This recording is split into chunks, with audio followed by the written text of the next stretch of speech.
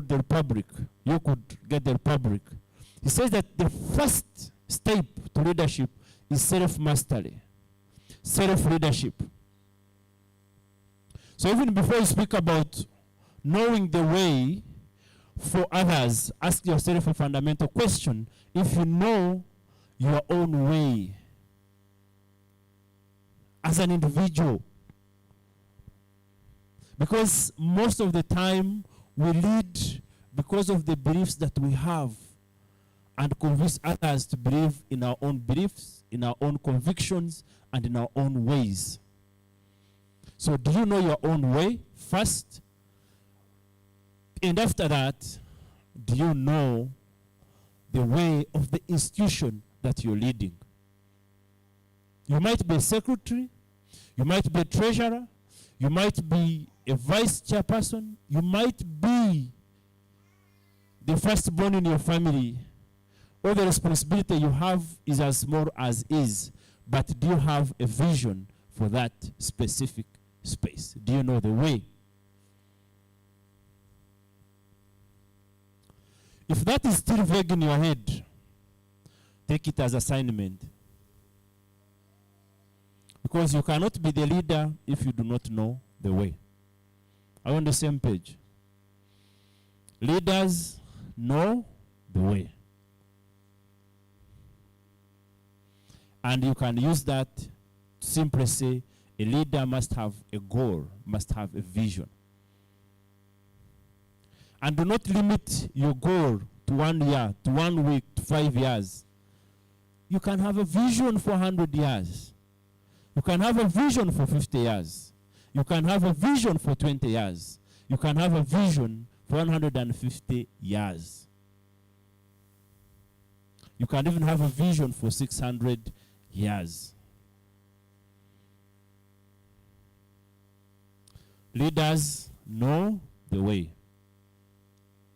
If you do not have a personal vision and you are in this room, if you do not have a vision for the team that you lead, create it now.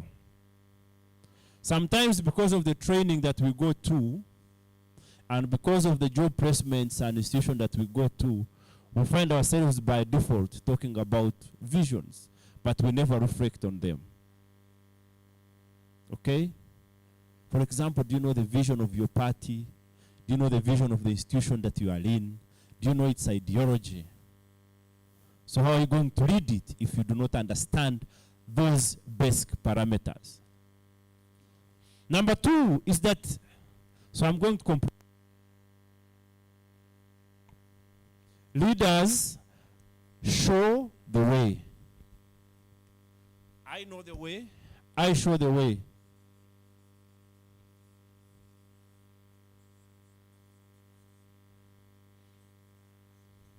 Sorry, I'm not going to give you dictionary definition. Leaders show the way. One of the greatest leaders that has ever lived, whether you are an evolutionist, whether you are an atheist or a Christian, is Christ. Isn't it? Because currently he has the highest number of followers in the world. And of course, next time we need to talk about Muhammad, because, and if you can, please read the biography of Muhammad. It's very interesting. But he says, I am the way, I am the truth, and the light. Life or light? Life or light? I am the way, I am the truth, and life, not light. I am the way, I am the truth, and I'm life. He simply said, because he presented himself as the ultimate. Okay? And he presented himself as the way. Because he preached what he believed and believed what he preached. So as a leader, you show the way. So we need to ask ourselves, how do you show the way?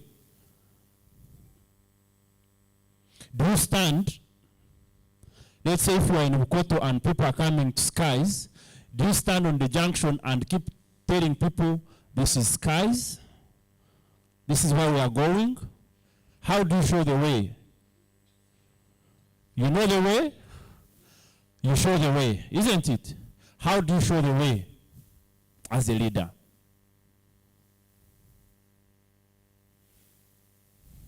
I want answers. How do you show the way?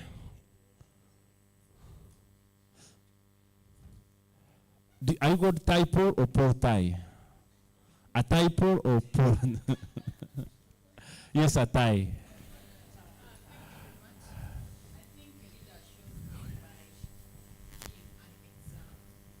How do I stand in Naguru and I start saying, people, this is a tie? So by being an example. Actions. Actions. Which actions? Because by doing this, I'm telling people, am I not acting? Please, go to Naguru. Go to Naguru. Go to Naguru. I'm showing people the way. I think by putting in place systems. Putting in place systems. Actions, systems. Roger? Leading the way. The backbenchers are complaining. They also want to contribute.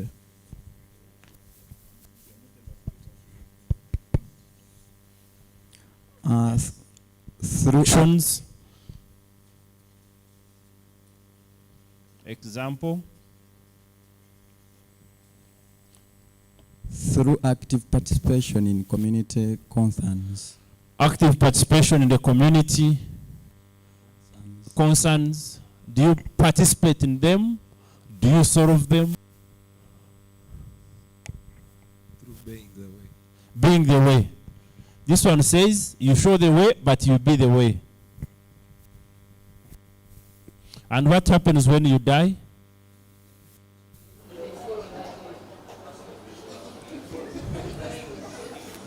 Okay. There was a hand behind. You analyze the situation and then decide which side to take, because sometimes you're a leader from the front, sometimes you're a leader from behind, sometimes you're a leader in the middle. Sometimes you're leading from behind, from front, from middle. Okay. By applying emotional intelligence to every action. Applying emotional intelligence to every action. Can I have 4 volunteers to come on the platform here? The rest you can clap for them. Yeah, it's okay, there are 5. And I'm happy now the men have outnumbered women. There is improvement. And my friend Mugarwa is also here. Yeah. So what you do, I want you to face the other side. Yeah. And the instructions are, do not see me, but keep facing the other side. But do what I do, okay? All together. Don't see me, but do what I do. Okay? Can we do this? Please do. Can we do this? You guys are not acting. My volunteers, please act. Can we do this? Don't see behind. If you attempt to see behind, you'll be disqualified. Can we do this? Can we do this? What?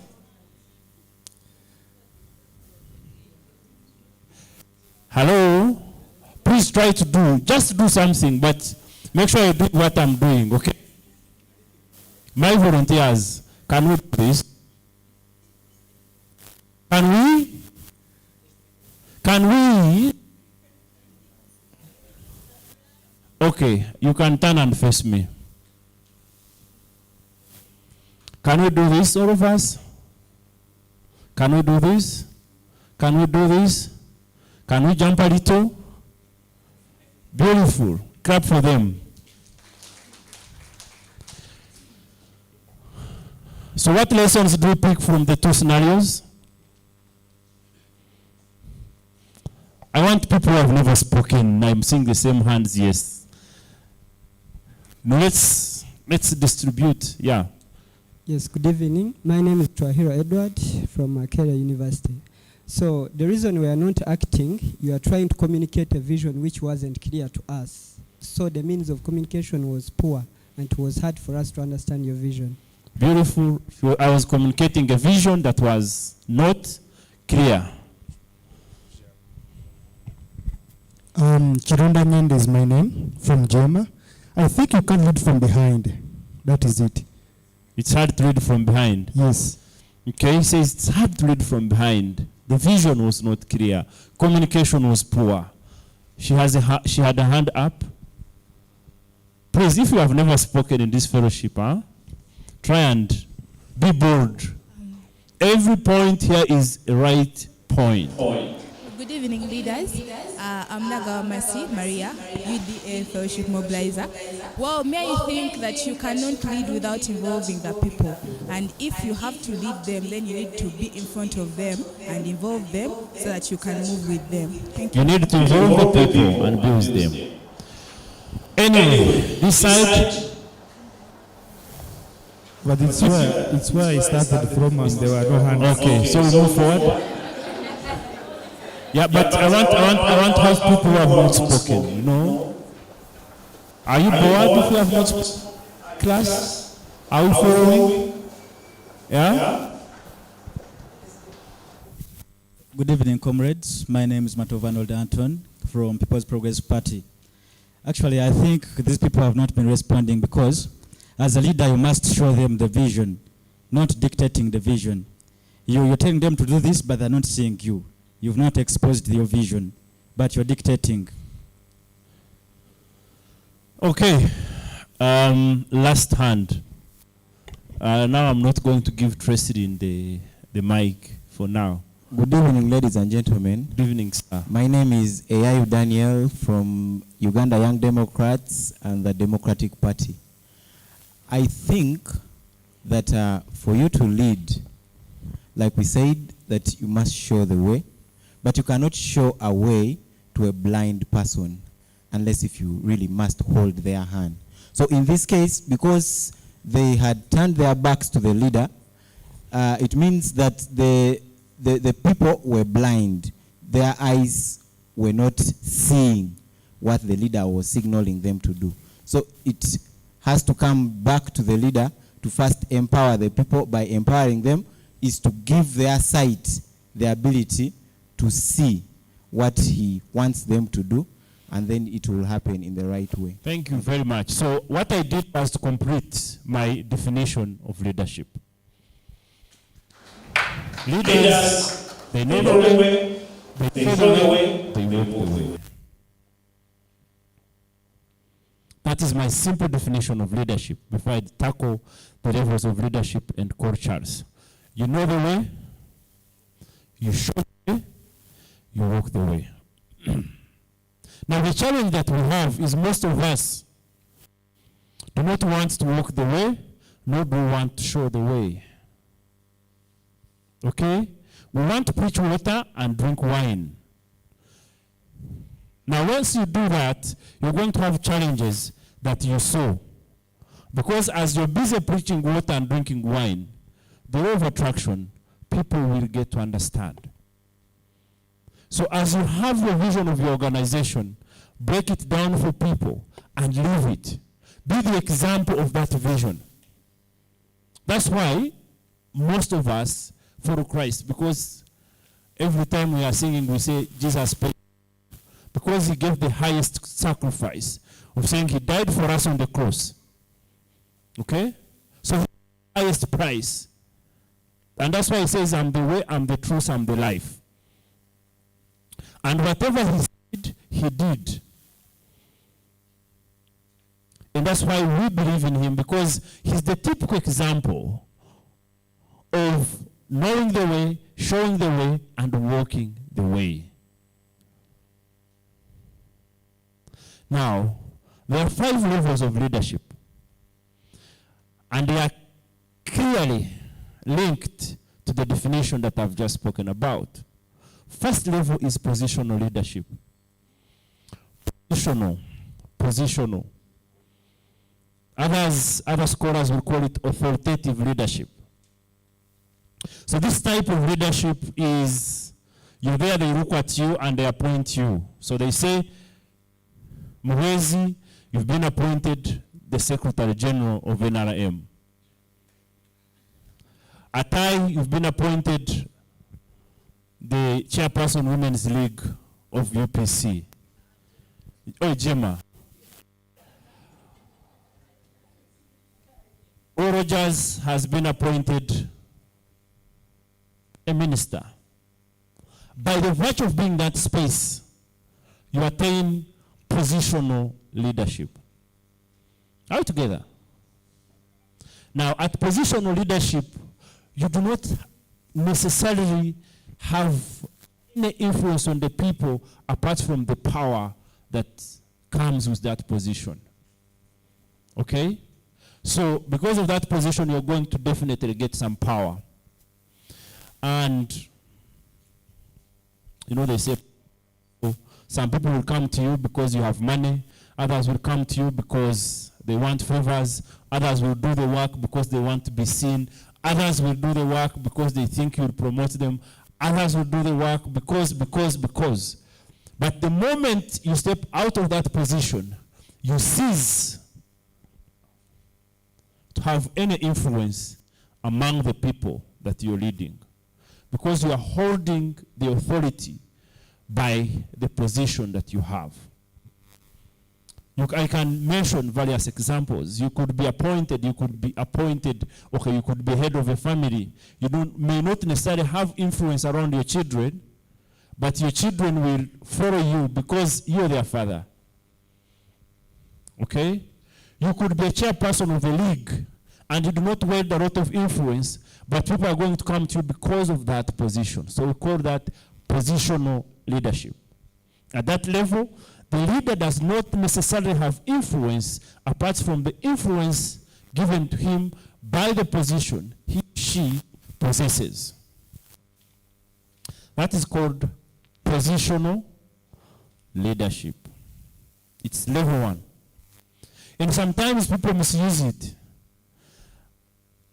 Such leaders tend to become dictators. Such leaders tend to become transactional. Such leaders are easily intimidated. Such leaders tend not to listen. Such leaders feel insecure. I don't know if you have met those leaders. They don't want to be challenged. They want to be praised. They don't want to be critiqued. Because by critiquing them, you're threatening their position. They don't want opinions which are different from theirs, because by doing that, you're threatening the position that they hold. Okay? That's level 1. But it's important because with one of the generals, and we are discussing 3 things.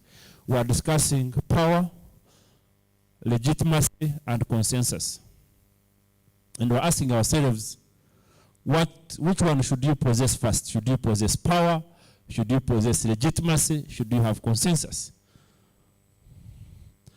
So as I discuss these levels, they reinforce each other. Okay? So sometimes you may need to be in positional leadership for you to go to the second level of leadership, which I call relational leadership. Relational leadership, other scholars will call it permissive or permission leadership. Now, this is the leadership that you acquire because people have permitted you.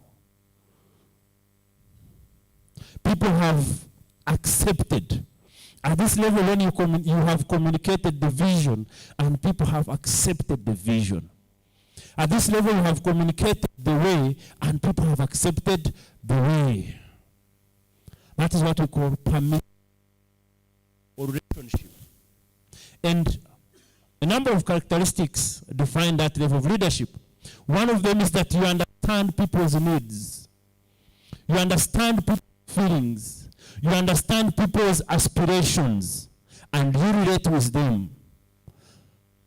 At that level, I normally say, and other scholars will write about it, like John C. Maxwell, that at that level of leadership, people have accepted you. There is a level of acceptance. And they say, yes, true presentation of aspirations. He's the one who knows the way. He's the one who can take us to the promised land. I associate with his vision and mission. I associate with his cause. Because you are a caring leader at that level. At that level, you are a shepherd. You know your sheep, and the sheep know you. At that level, people are willing to volunteer into your vision and mission. So you need to ask yourself a fundamental question where you are. If you presented your vision and mission, would you have volunteers? Do you care about people's needs? Do you understand them, first of all? As a young person who is leading young people, if you are presented with billions of money and young people's needs, what would you choose? Tough question, isn't it? Tough question. Tough what? Because we are in a country where today most of us speak about stomach rather than for God and my country. If I omit money and I ignore your needs, I'll first pick the money and your needs will come later. At this level, people do not care about what you know. They want to know how much you care. And we have transcended transaction, patronage to facilitation. These are facilitative leaders. You know the way and you're showing the way. That's level 2. Where are you? Where do you fall? Are you leading your beliefs? Because some of us, sorry to say, we are leaders of our stomachs. Yeah? And sometimes, by the way, I do not blame us for being leaders of our stomachs. Because the Maslow's hierarchy of needs is also very important.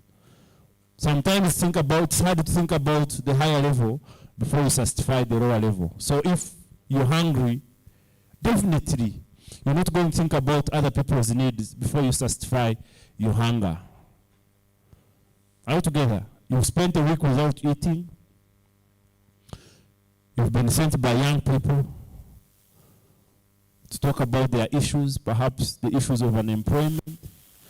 And when you come before me, I first say, okay, let me give you 2 million for your transport, come back the other week. Are we together? I'm very sure by the time you come back the next week, the speech, the tone, the passion will have changed. True or false? So sometimes it's a conscious decision. And that's why leadership, in showing the way and walking the way, sacrifice is very important. You cannot be a leader without sacrifice. You can't. You can't. You'll sacrifice your time. You'll sacrifice your resources. You'll sacrifice your needs. Sometimes you'll even remove your shirt and give it to the other person and remain naked. Third level of leadership is production. Okay? Production. We call it production leadership because at this level, the focus shifts. Because we assume that by the time you reach level 3, you have mastered level 2. Okay? So at level 3 is you have the following. You have a team.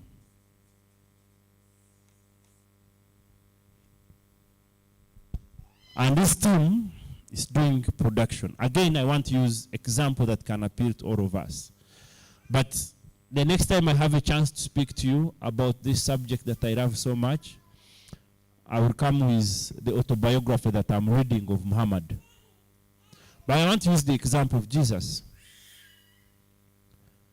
So Jesus had disciples and apostles, right? Who are the 12? Huh? Who are the 12? What, 12 apostles or disciples? Huh? Some were saying primacy was part of the apostles. So the 12, these 12 people, they were the winning team of Christ. So the production stage, we talk about maximization of results. We are talking about achieving results. But we're also talking about equipping a team. That's why we call it the production level. It means that we have galvanized, and I want to talk about that. If you have a vision, you need a team. You need a winning team that can enable you to realize that vision. Even in your smallest organization, in your biggest organization and positions, you must be able to craft a team. Even the leaders of this fellowship, they need a winning team in this fellowship. Who are the movers and shakers of the fellowship? Who are the movers and shakers of your council? Who are the movers and shakers of your organization? You must, if you have to succeed in the way, especially walking the way, you should be able to be at level 3, where you have established, identified a winning team. Now, most of us make mistakes. You meet a person and says, I want to be the president of the Republic of Uganda. And you ask him, what is your vision? The vision is not clear. Okay? You ask him, who are your mentors? They don't have. What is your winning team? They don't have. Some say, no, I'm going to make money and buy myself into that position. It's okay, you can buy yourself into that position and remain at the level that I spoke about. Let me quickly go to level 4. What is level 4? Permission. We spoke about this being production, right? Yeah, so this is what we call the level of equipping, or what we call reproduction.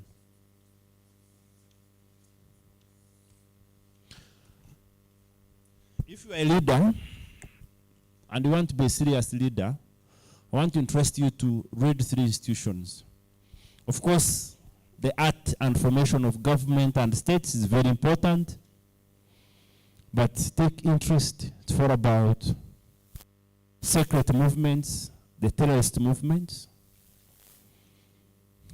Yeah, just pick interest and look like at Al-Qaeda, read their philosophy, read how they organized, read about the tenants. Follow the church, the churches, especially the churches that have lived for more than 2,500 years or plus. So, at level 4, we talk about reproduction. You have moved from just forming a team. You have produced leaders who understand the way, know the way, and can show the way like you. In other words, you are producing other leaders in the struggle that you are in.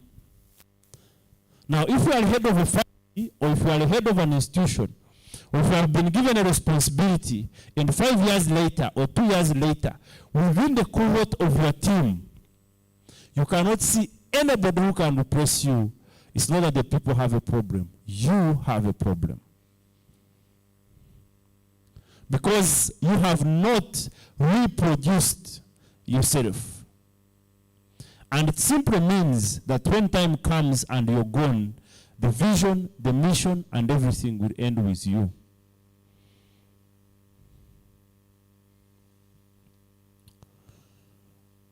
Those of us who follow the story, towards the day of crucifixion, Jesus demonstrates servant leadership to his disciples. When he picks people and washes his feet, the feet of the people, including, and says, do this. Do? It means he was reproaching himself. He was saying, I have done it, so do it. And towards the end, he reproduced himself. That's why today you have people who can wake up and go on the streets of Kampala and start preaching of the man who lived 2,000 years ago. They even don't know where Mecca is or where Jerusalem is. Some of them do not know whether the man existed or not.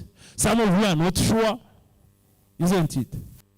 But you believe, you are even willing to kill. You are even willing to die. Like if somebody... I normally meet some people when I raise a debate about religion and Christianity and what have you, they're like, no.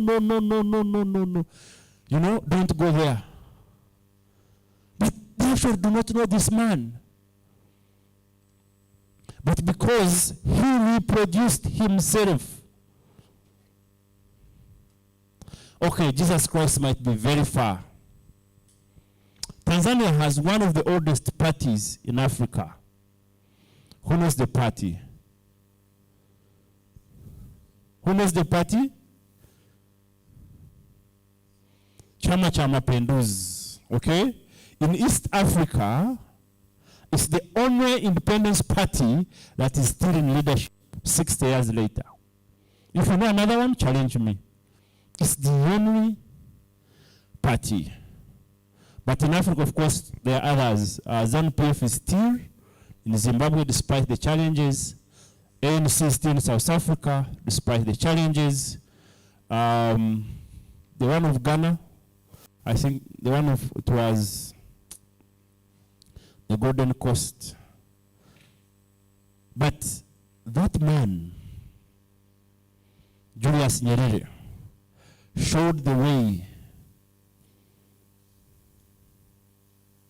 He showed the way. When he spoke about simplicity of life and simplicity of the presidents, in 1999, I had the chance to visit his home. He still lived the simplest life. Actually, it's the government that built him a house.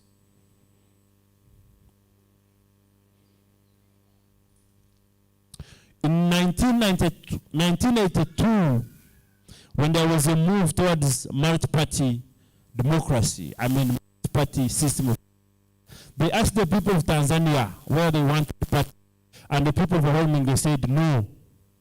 But he told his team and said,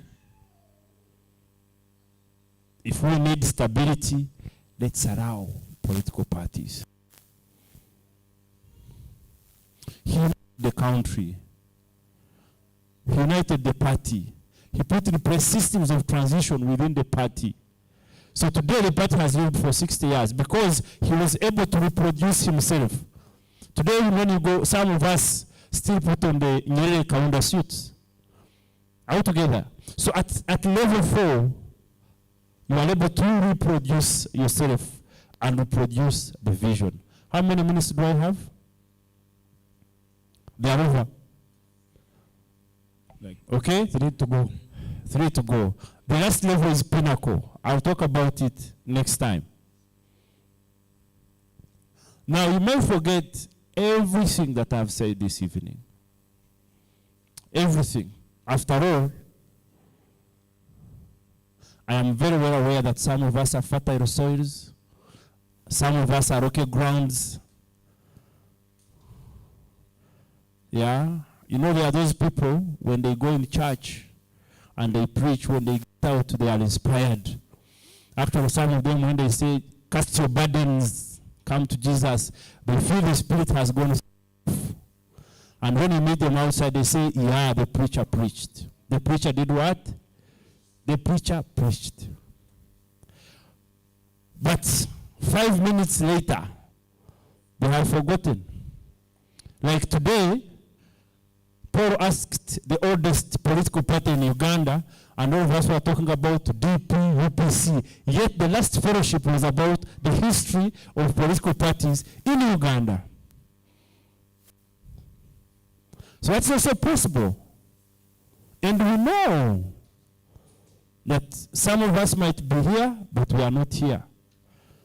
Some might be paying attention, but we have other distractions. But if you forget everything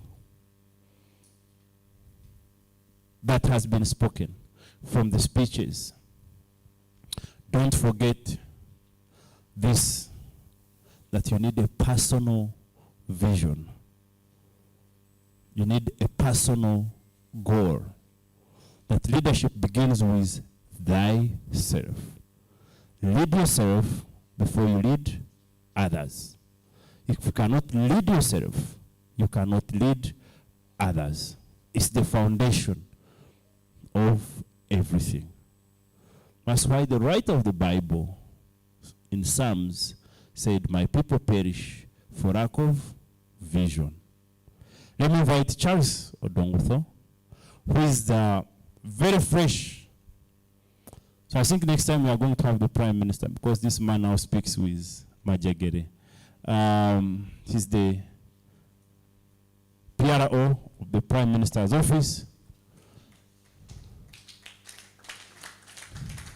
And those of us who may not know his profile, Charles is the man of many courts. Charles is a person who understands journalism he's the only Ugandan who understands both print, digital, and television at the same time, and have studied them intensively. But because of his desire for knowledge, after having reached the climax of journalism, Charles decided to diversify and study law. So Charles is an accomplished lawyer. Beyond being a lawyer, Charles is a graduate of management science and a qualified and a certified manager. So I cannot mention all his titles, but we are humbled, sir, to be with you this evening as you take us through the subject that you understand best, media and young leaders. Why are we not there? Why are we not participating? Why are we participated for? And how can we capture the limelight? Ladies and gentlemen, let's put our hands together to welcome Charles Odongotho.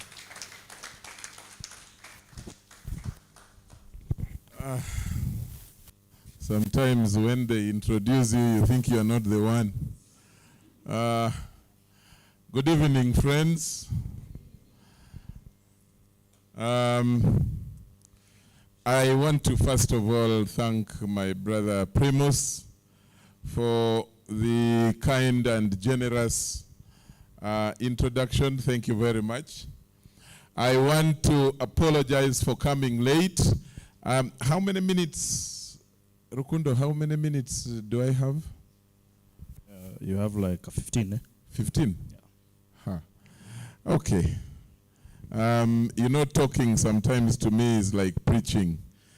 The moment the Holy Spirit enters me, I will talk, and Rukundo, make sure you stop me. Rest assured. I want to apologize for coming late. I did not intend to, and I didn't plan that I was going to be talking to you. My plan was to come and moderate a discussion between you and our guest, the key guest who was supposed to be the Secretary.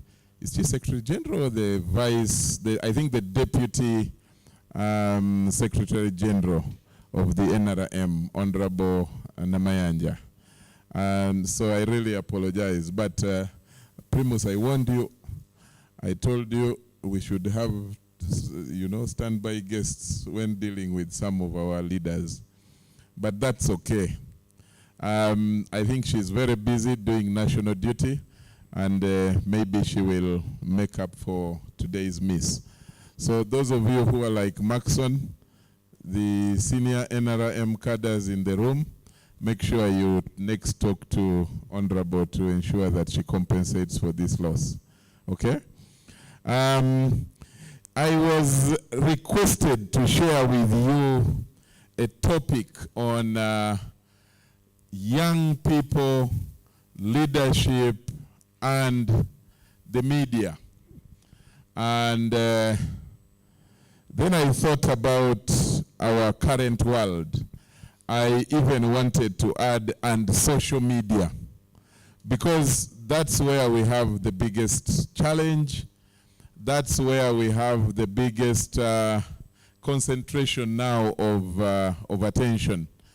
I like what Primus talked about, what leadership is, and it's not. My master's was in leadership, so when we talk about leadership, for me, I think through it, I studied it, and it's part of me. But for young people, as many of you know, I really love discussing with young people. Young people issues are close to my heart. It's not about a job. It's not about a position. It's not about any assignment. For me, it is natural. It is my passion. And I like sitting and listening to young people, hearing them, engage, in heated debates. I like moderating discussions where young people are, if for nothing else, but really to try and regulate their discussion and panobit the discussion into something more useful. For a number of reasons. One is that every one of us has been or will be a young person. Is that in doubt? Everybody has ever been, so it is natural. Two is that I think that majority of us young people, and when I use the semantics of us, I don't mean me, Charles, I mean the participants here. Majority of us young people do not actually know their potential. That is what I strongly feel about. And it is close to the topic. It is close to the issue of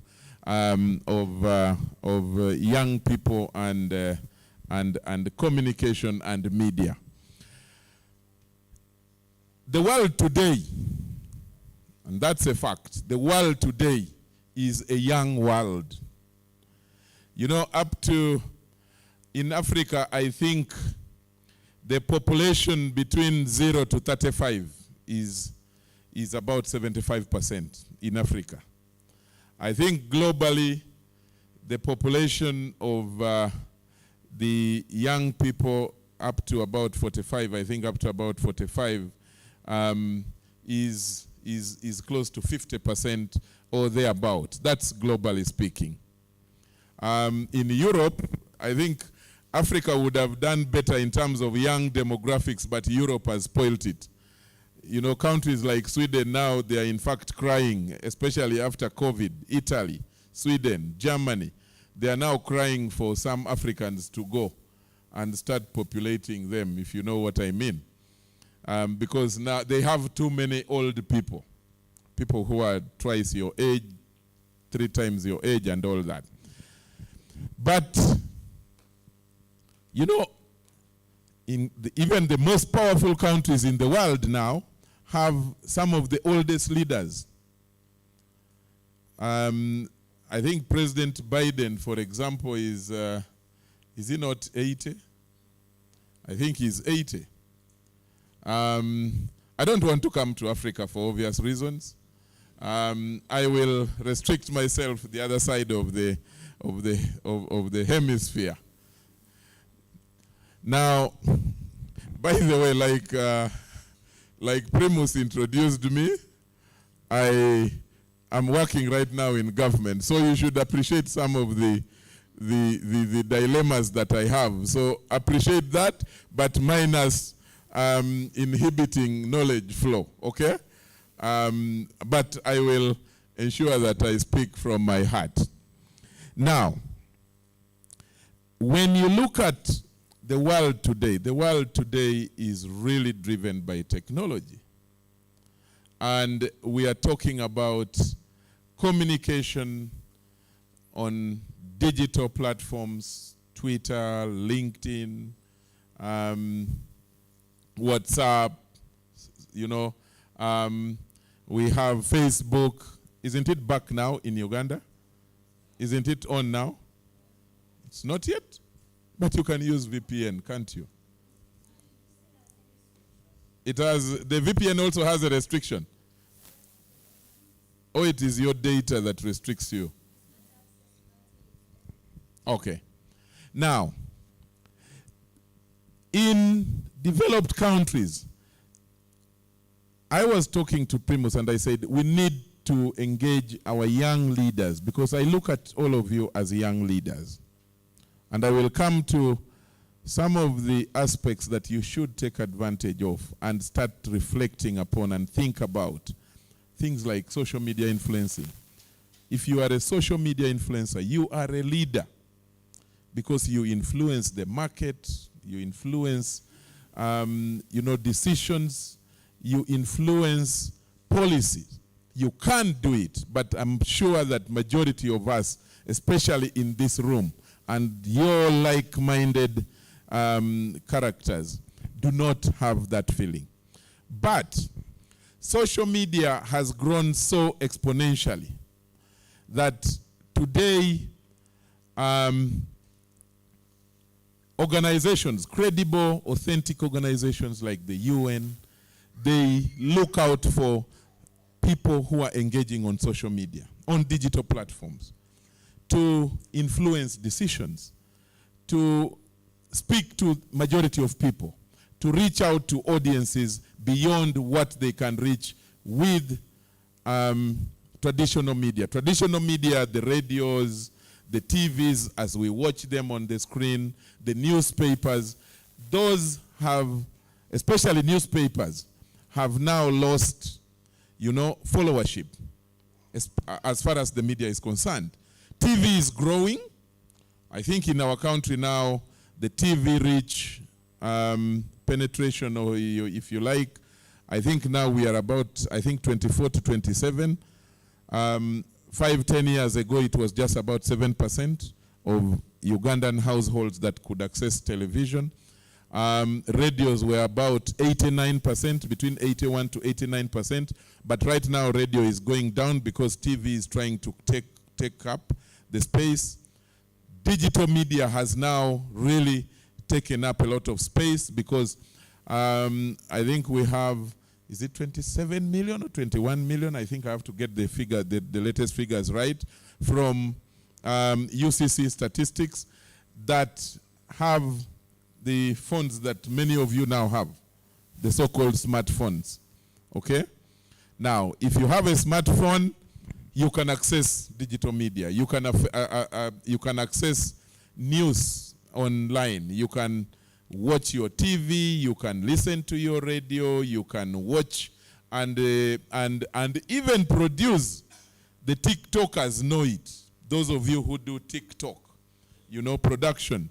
You can access those materials and that content online, on your digital platform, on a phone, as long as you can have data. You understand? But ask yourself, how many of you, and if I asked by show of hand even here, how many of you use your phone, your smartphone, to make content that is used for creating positive debate, for creating, influence of public policy, even if it is policy to do with young people? How many of you do that in this room? Just show your hand. Don't feel shy. 1 here, 2 there. 3 there. Why are you scared of your hand, Nyabo? I have seen 5 here. How many? 1, 2, 3, 4. So 9 in this entire building. So the rest of us, what are we doing? Why are we not using it? But I'm sure all of you in this room can access internet. Hands up, anybody in this room who does not have internet access on their phone. Anybody who does not access internet on their phone. Why not? You must be a miracle. Why not? That's the phone you use. What is the reason? Money. Okay, if it is money, then we will take time to help you. Not now, but we can see how to help you after this. And this side, how many of you do not access internet at all? At all. So one person, right? Some of you are lying because I have ever received WhatsApp from you. Some of you are lying. But you have a smartphone. That's the one you use. Okay. Now, but you get the message that I'm driving at. The thing is,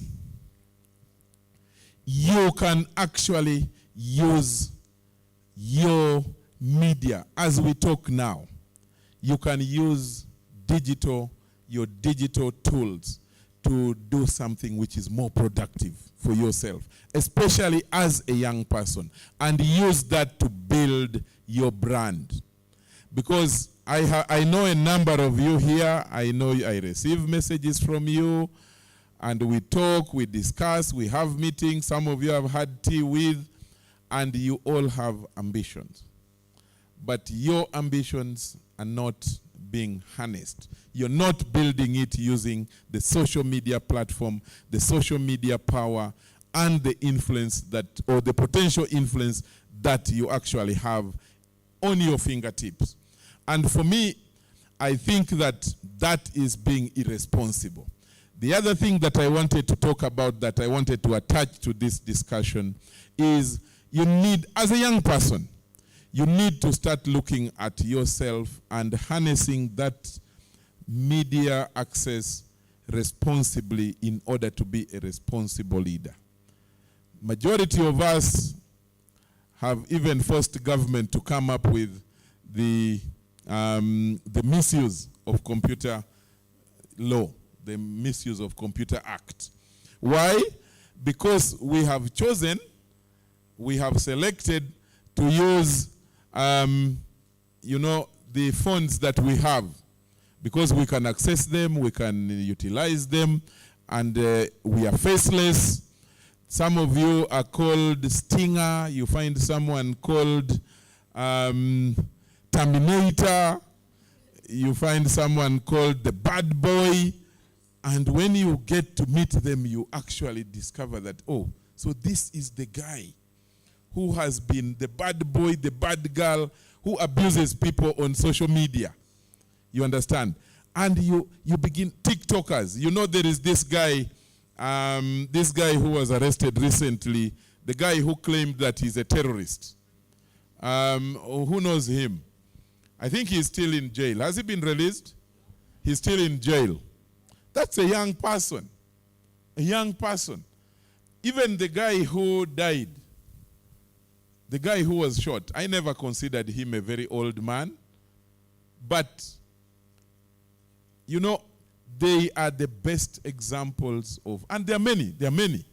But those that I am citing, if you look at it critically and you follow the thread of violence that they create online, on social media, the amount of radicalism that they are helping to generate, just because someone wants followership, just because someone wants to be followed by many people, the likes, someone wants people to, you know, they create a lot of violence, and they are creating radicalism. They are generating and promoting hate speech, you know, producing content that is not credible, content that most likely is not even possible to prove. Many of them are falsehoods against government. They present propaganda that is totally lies. Many of them have truth, but they are engaged in that. And majority of them are young people. Now, you have to begin to ask yourself, is this how I would want to change the world, my world? And it starts from here. Because with social media, one of the things I want us to disabuse with social media today, the idea of saying that youth are leaders of tomorrow. I think we need to start engaging on that and ask yourself, am I really a leader of tomorrow? Or am I a leader of now? There is this lady, I like this lady. Is she called Greta? The environmental activist who has gone to the UN, has traversed the world. She's now part of the UN body, and they use her as a success story of a young, I think she's 14 or 16 or 15 thereabout. But she does incredible. She's 18? 18. Yes. Very young. Probably younger than many of you in this room. But she's doing amazing thing to influence decisions at a very, very high global level. Can't you be that girl? You understand? You need to ask yourself that. Can't you be someone who creates followership using something positive? You can be. I'm very, very sure that you can be better than what that person is doing. You can create your own TV. You can create your own radio. You can create your own discussion forums on your phone through Twitter space, through other spaces. You can do it if you choose to be responsible. Because if you're not responsible, then the world will take you as a joker, as a comedian, as someone who is not serious, and nobody will follow you. Then you lose the aspect of being a leader. Because, like Primus was saying, what are the characteristics of a leader? A leader must have followers. A leader must be able to inspire, passion. A leader must be able to have humility. A leader must be able to be authentic. A leader must be, honest. You must have trust. You must have credibility. Those are some of the, some of the characteristics, some of the values that a leader should have in them in order to be useful, in order to be accepted to society. And if you cannot do it, then I think that your being here is not being useful. Not being useful to the world, not being useful to society, to the community that you live in. Because the community of nations, the community that the global world is now so narrowed, Social media generally has globalized the world even more than we thought. There are no barriers, there are no borders to the ideas that we discuss, because you have it on your fingertips. So how do you turn it into something more useful for yourself? How do you change the world? There is something I like about I like about the stories of Museveni. I think if you follow his background very well, there is that drama, the drama that he played, was it as Julius Caesar? At I think at 14 or 15, in secondary school, I think. And that, if the history is correct, that he was asked, what's your intention? Why do you do these things? And he said, I want to rule this country one day. I want to be a president. And the president he is today. So why don't you also say, I want to be this one day? And you follow up with that. Now, how do you do it is what you should be asking yourself. And for me, being in the media, I'm told I have 5 minutes left. Being in the media, because I have been in media practice, apart from going through school, I've been in media practice now for 23 years only. And yes, 23 years only. Someone is saying, I guess that is your age. Now, but in those 23 years, and especially the last 15 years where I have been most active at a national level, where I got into, you know, moderating debates on national TV. And one thing that I have come to discover, media does not forget.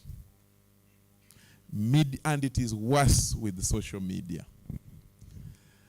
At a personal level, about 2 months ago, when they announced that I was joining the OPM as a spokesperson for the office, someone picked information that I think there was a heated debate we had some years ago on wastage of resources, how corruption and all that. And this guy tried to rip that. I think it was on, it must have been on NTV, I think. I saw one with NTV where we were discussing corruption and government wastage and all that. And if not NTV, I think NBS. It was many years ago, and I had not remembered.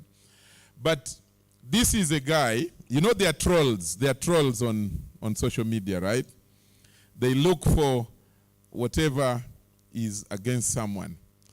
But I said, I pity the guy, poor guy, he failed to get something so bad against me. So he decided to find one where I was saying, why are you, that the public service has too many redundant, or something like that. And he picked it up and was trying to bring it back to create a debate against my person, that why am I accepting a job in government, yet some 10, 15 years ago, I said there is a lot of wastage. Now, I didn't respond to him, but there were so many people who started responding to him and said, but you man, what's wrong with you? Why don't you look for your own, you know, opportunities and take them up?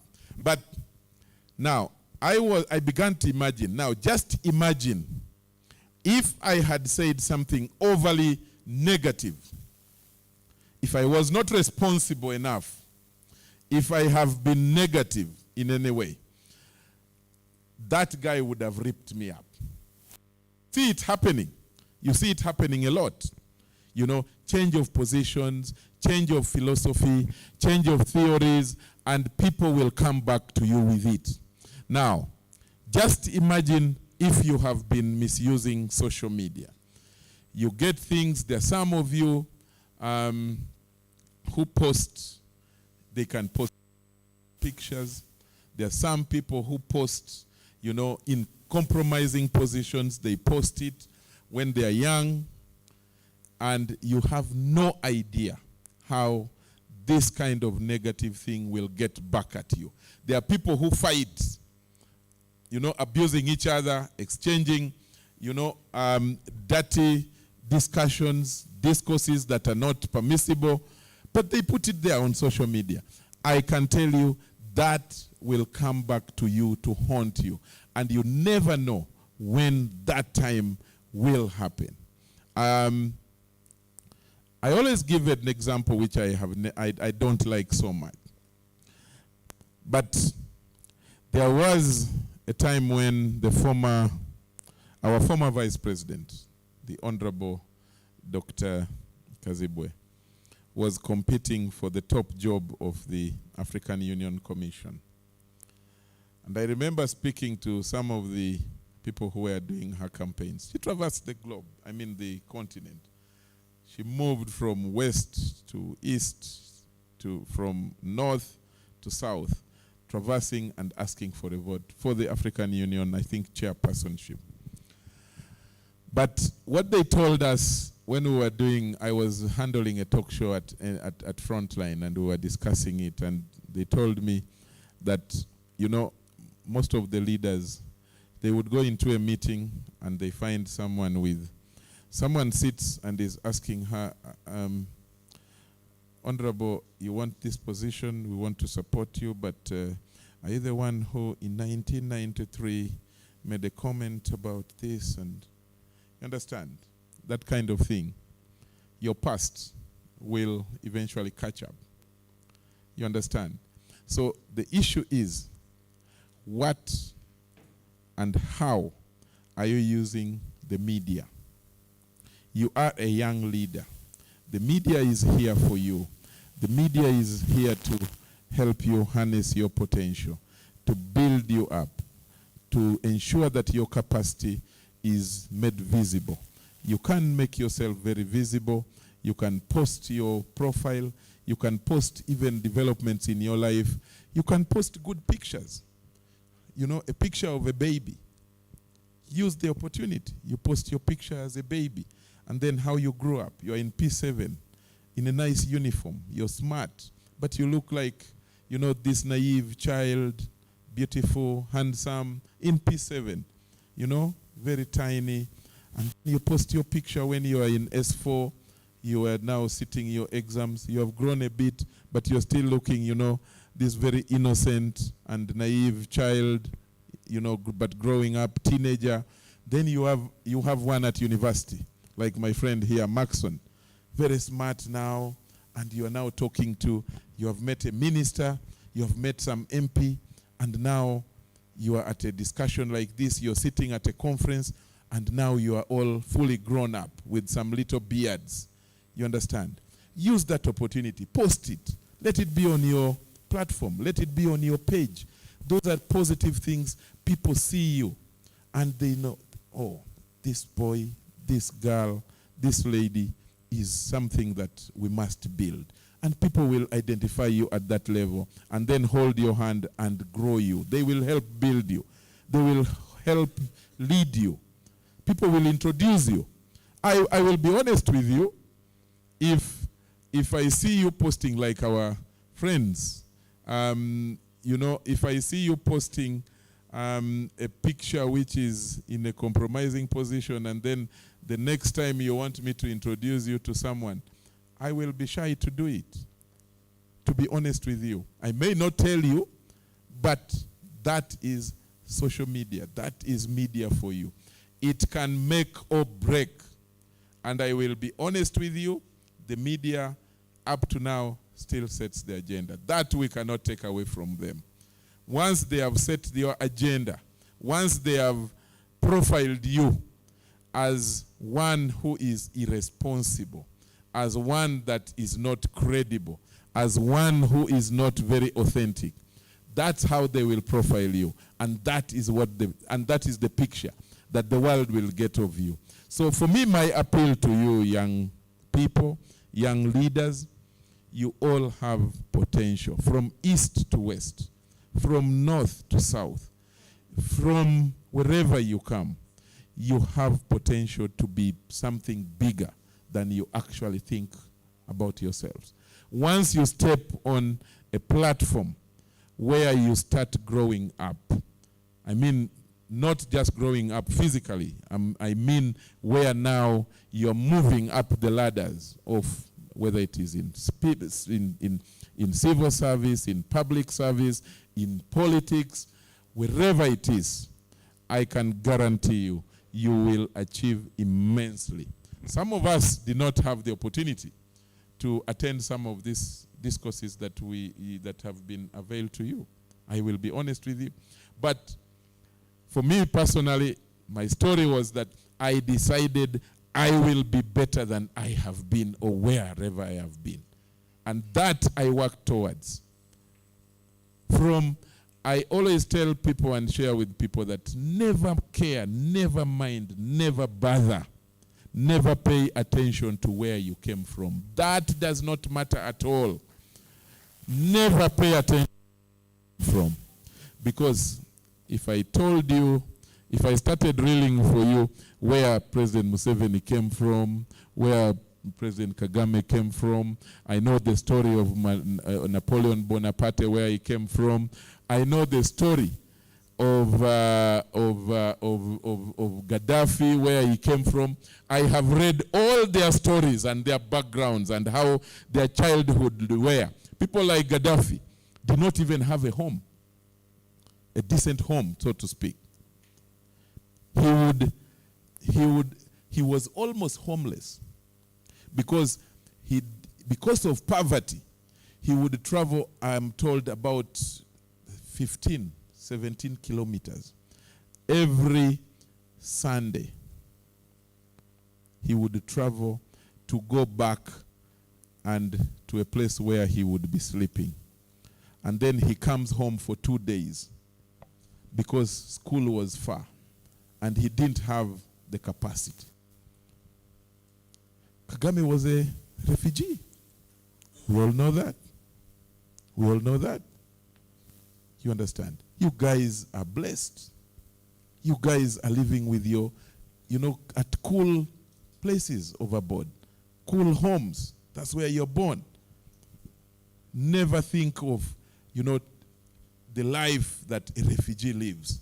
But against all odds, he set up his focus. He set up his mind. He set up his ambition that I will be better than what I have been. You understand? So my appeal to you is that never, never bother or think about the humble background that you came from. Let it not cloud your potential at all.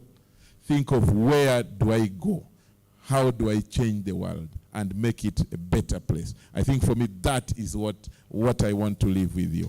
I want to thank you very much.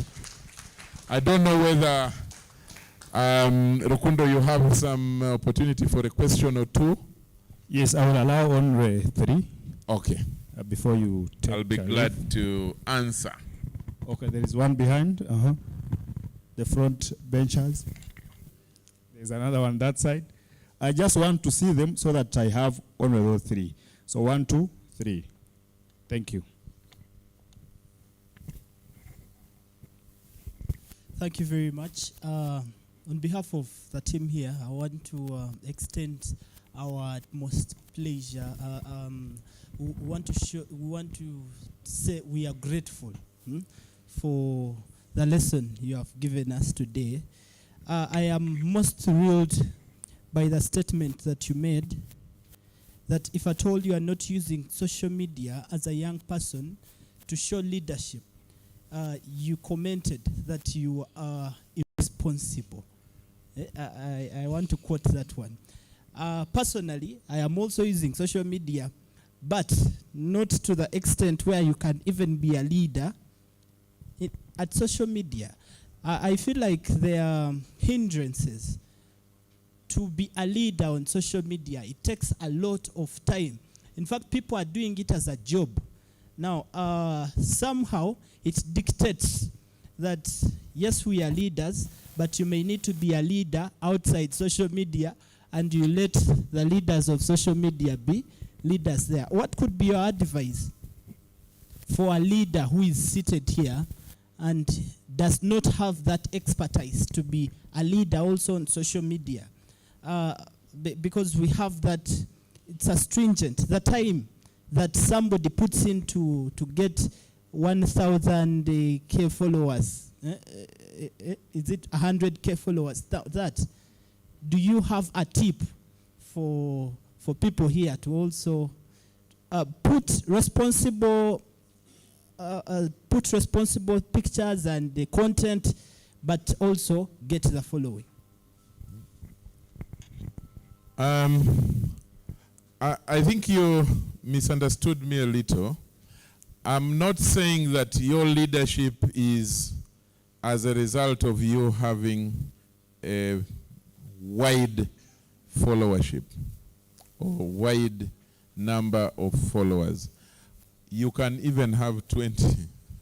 I know that there is one man who was trying to abuse another one, and then when we were checking his followers, we saw that he has 8 followers. And then I said, just ignore that one. Don't even respond. I think those 8 must be his family members. If there is any other person, then maybe a girlfriend or a boyfriend, and that is all. Nobody has actually read his message, so just leave him. So you can actually have 8 followers, but your leadership potential should be able to be expressed even to those. The 8 that you have, or 20, or 100, should be able to see your potential. What I meant is the potential in you in terms of the quality that you carry, not the number of followers. Now, having separated the two, you're talking about, you seem to be referring to how to grow followers. Now, how to grow followers is neither here nor there. And I'm going to give you examples. Primus talked about positions. First of all, they are leaders without titles. You should know that. Now, titles are good. We all like the titles. The address, as we call them. But if you, the first accelerator of followers is of course your position in your life.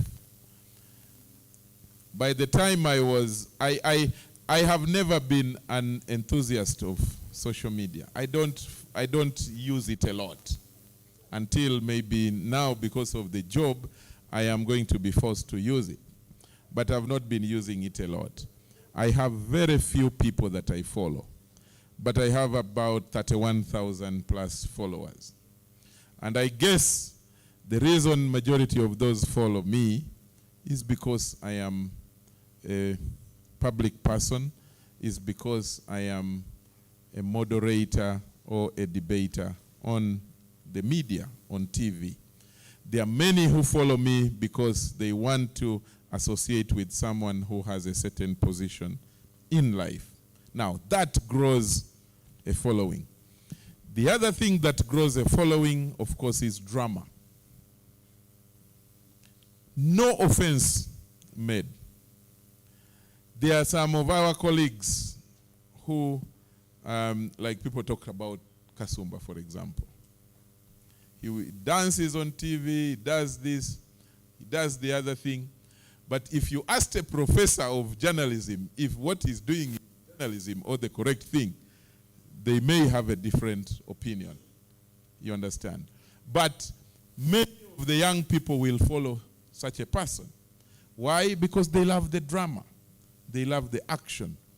They love the fun. They want to associate with that fun. Someone will think the contrary. You understand? An MP may be followed because people want to associate with that position. If you became the MP for which region do you come from? Eastern. If you became the MP for Eastern Uganda, I'm very sure in 1 year your followership will grow exponentially beyond what you ever dreamt of. You understand? Why? Because majority of the people now, they are your voters, they are your fans, they are people who want to associate with you. Family members grow, you know. When you become something, your number of your relatives grow. You know that. The number of your relatives will grow. So all those will follow you. You understand? So, but also, in terms of content also will grow your following. What kind of content? In your case right now, for me, I would plead with you, do good content. If you do good content, people will follow it. Thank you. There is one this side. Yes, I would love to also add my appreciation from Tusubiraz. My question, I have two questions. One is, what is your comment on the role of intergenerational gap in terms of media? And I stem this in the fact that people who have made it there seem not to come and pick us up along with them. What do I mean? You find these spaces where young people actually can come in and give views have been dominated by the so-called maybe big people or maybe public like people. us. Public people, yes, public people, like you said. And so you find that young people here with views are not able to appear on those spaces that attract masses, and people are able to get their views. And then also it brings in the idea that you find young people are taking up these other media platforms where they feel they are comfortable, say TikTok, and then the information there still, most of it is entertainment. Most of the information there is entertainment and people shaking themselves. So, and yet you, the people that are there, actually, when I tell you I'm on TikTok, you're like, on TikTok? What are you doing on TikTok? What comes in your mind is, it is dominated by youth, and what content are they actually putting in those places? If you're to look at maybe like Frontline, you see same people, yes, they are frontliners, same age, and my worry would be 30 or 40 years, or 50 years, 70 years from now, those people maybe may no longer be in existence, God forbid. But, so, which people are you nurturing into those spaces?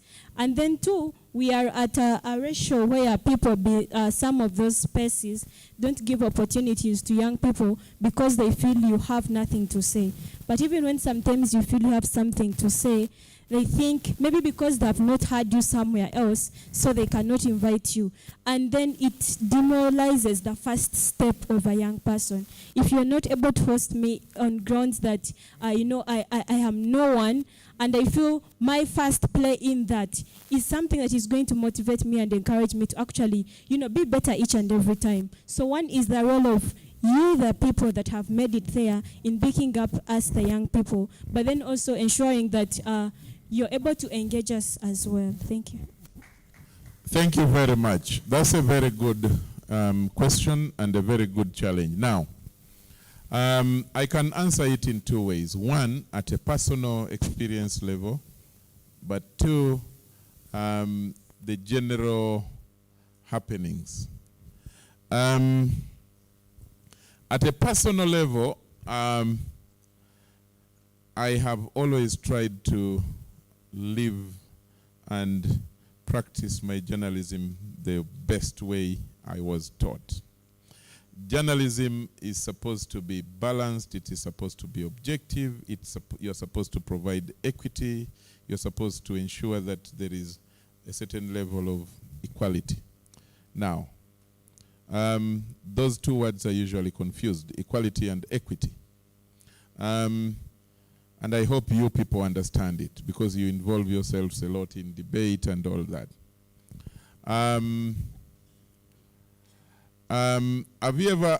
Do we all know the difference between equality and equity? Do we all know the difference?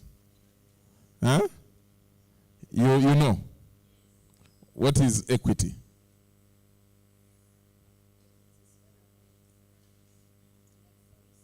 Mm-hmm. Illustration. Yes? Yeah? Yeah. One is shorter, one is taller. Yeah. Brilliant.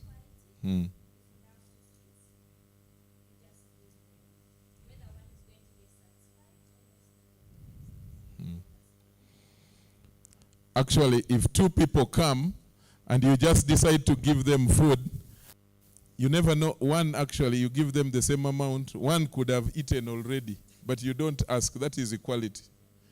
One is going to eat a second or third time, and so is more full than the other one. But have you guys understood the explanations? Brilliant. Let's for her. So, you see, that's what journalism aims at. Now, that challenge is a good one to all of us journalists. It is a good one, perhaps, against everybody who is occupying an office. But it is unfair to me, because if you followed what I have done, the 5 years that I took at I started front line. I did it until I was satisfied that I need to move on. I always insisted that there must be a lady on the show, or two. It must be there. And I think there was only one show in 5 years, 4 shows a month. I don't know how many in a year. I think it was only once that I remember, and I complained that there is no lady on the show. There was even one time we did a show which was only women. It was at my insistence. Why? Because I believed there is supposed to be equity. And that question that she has given examples of always came up. You find we would be having discussions, planning, then my producers and the other guys would be saying, but you know, there is no woman who can handle this topic. There is no young person who can handle this topic. I would insist, call them the way they are. Let them come to the table and discuss. Let us see them fail. I always ensured that. Now, as far as the young people are concerned, I probably was the first who always insisted I would get leaders from the Makerere University. There was one time we hosted someone, I think, from law school at UCU. But from the guild, Makerere University, I hosted a number of the presidents. I hosted 2 speakers of different guilds on my show. And the truth of the matter is, back door, we would have fights with people who are saying, please invite people who are somewhere. Invite people who are mature. That's the talk. Now, that you will meet. Now, at a general level, I want to tell you and counsel you, but I want to confirm the truth of the fears you're talking about. That the world, you know, the world is a stage. That's how I consider this world. It is a stage. It is a violent one. It is a fight. Nobody is going to give it to you on a silver platter. That I can assure you. You will have to fight for your space. And the good thing we are talking about, young people, leadership in the middle there, and media. Fight for that space. Don't ever think that someone will give it to you, you know, even at a national level. If they appoint, the other day they appointed, okay, let me give some of these guys are my bosses. So let me give an example of a person who has retired. What was the name of this minister from Kisoro who was in foreign affairs? Who? Honorable Mateke. Some people said he was 80 years. Some people said he was 90 years. But when he was appointed, did he turn it down? Did he turn it down? Did anybody get that information that he turned it down? Because it is about opportunities. As long as someone is alive, I will be honest with you, we have some, yes, I speak for government. We have some of our ministers who are beyond 80 years. Okay? But they want the opportunity as well. You understand? That is the world we are in now. But there are ministers like, who is the youngest minister? Is it Honorable Gwang? Is it Honorable Anite? Is it Anite?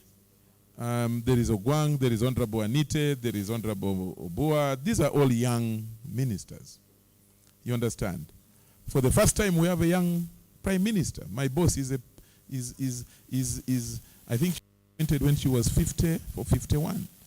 That is young because compared to the guys who have been there, we had Honorable Kiseka, we had Honorable Amama Mbabazi, we had Honorable Ndugurugunda, we had Honorable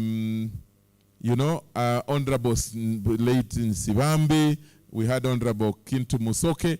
These are all people who were beyond their 70s. You understand? Now, for the first time, the Secretary of NRM, I think, was 49 at the time she was appointed. Majority, people like Honorable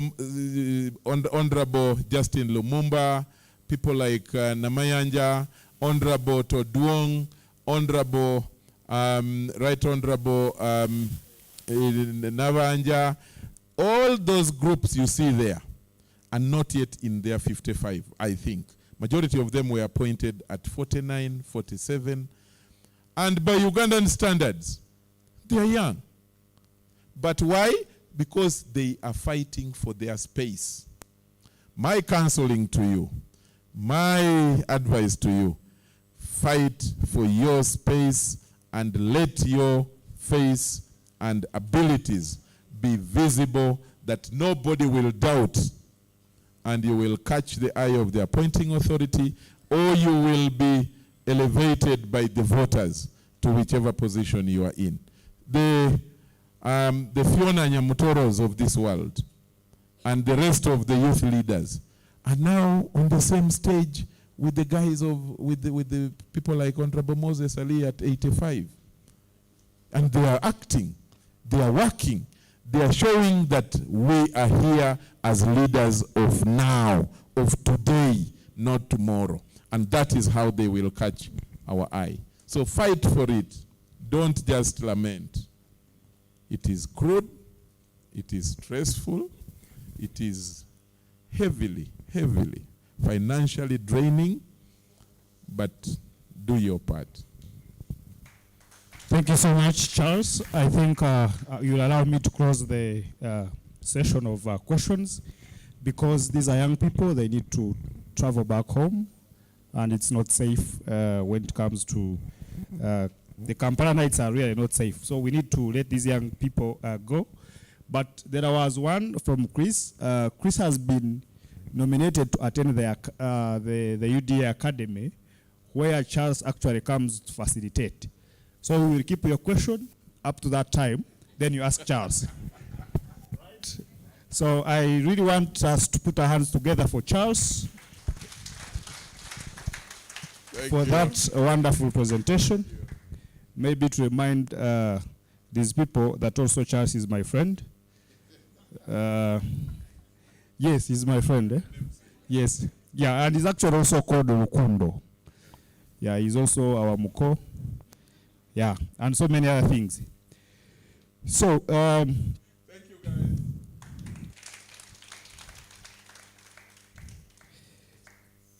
I have an announcement to make. There is a form that has been sent to your group. It's an evaluation form. You can access your WhatsApp and fill that form for us to get the feedback. I hope no one is complaining of data. We have Wi-Fi, so you can tap into our Wi-Fi. Then also, those who are analog, who are not yet digital, there are hard copies with David. You can pick a hard copy and fill. Another announcement, there is a gentleman from my home district, and I have political interests, so I will allow him to say hello. Only just one word, hello. Hello. Thank you, Maxon. Now I've secured my votes in the district. So, lastly, there is an event that happened today, which is very critical in our politics. I want someone who has really been following to tell me that event. It happened today, and it's very critical in our politics. Yes, Kasozi?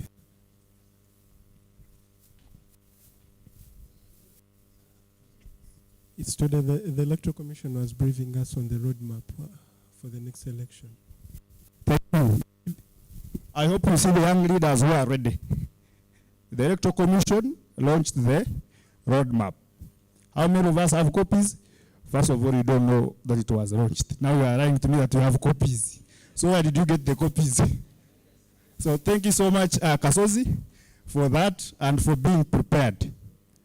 So if you see Kasozi in the next parliament, don't ask, because he's already, and he's already prepared for that. I think we have come close to the end of our activity today. Yeah, they are suggesting that you clap for me. That's amazing. That's amazing. You know, being clapped is a very good thing. Yeah, so we are going to have our dinner in form of tea. Yes, it is also dinner, especially for us who are still at the university. That is actually an improved dinner. So we are going to have our dinner in form of tea and a bite. I request before we go for that, we first work on the evaluation form and send. Then, as usual, I will request the aspiring reverend, if she's still with us, to give us the closing prayer.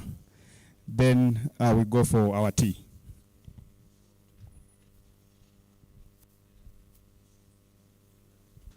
Thank you so much, MC, for that title accorded to me. The aspiring reverend is called Rita Katushka. Let's humble ourselves and pray. We thank you, Jesus, for what has been shared in this place. I believe it has impacted on our lives, and we are going back to impact on the lives of others as leaders. I pray that as we go back home, you will lead us back safely. I pray to the Lord Jesus. Amen. Amen.